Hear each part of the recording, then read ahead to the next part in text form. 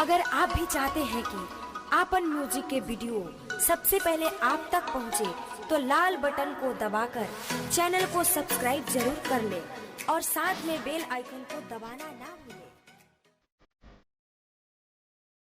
बोला बोला छठी मैया की जय। पहिला तेरी करतानी छठ के बरती,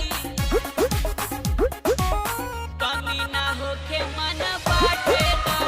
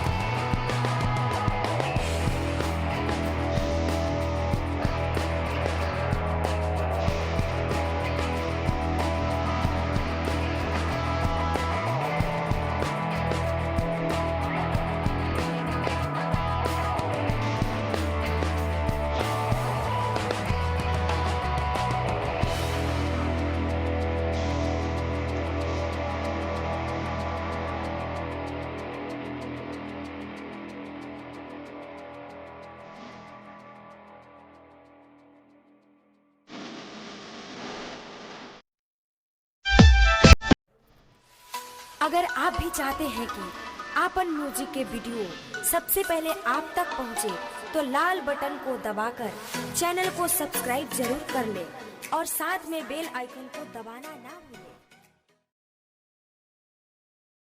बोला बोला छठी मैया की जय। पहिला तेरी करतानी छठ के बरती, कमी ना होखे मन बाटे करती।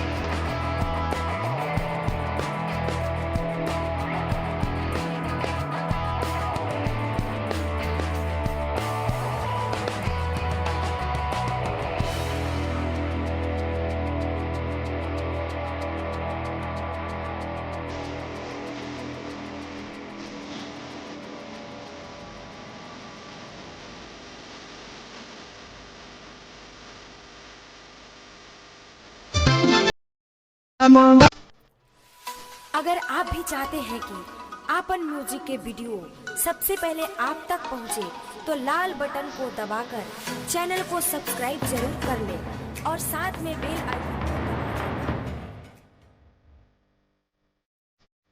बोला बोला छठी मैया की जय। पहिला बेरी करतानी छठ के बरती, कमी ना होखे मन बाटे करती।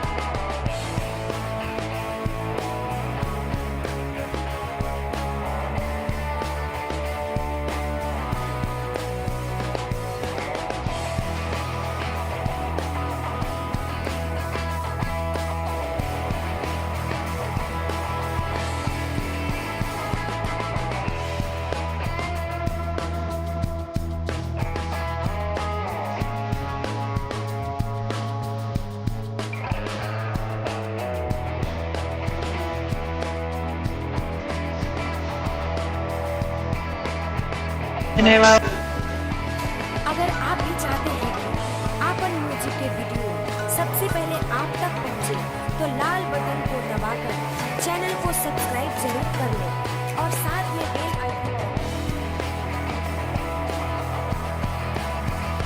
बोला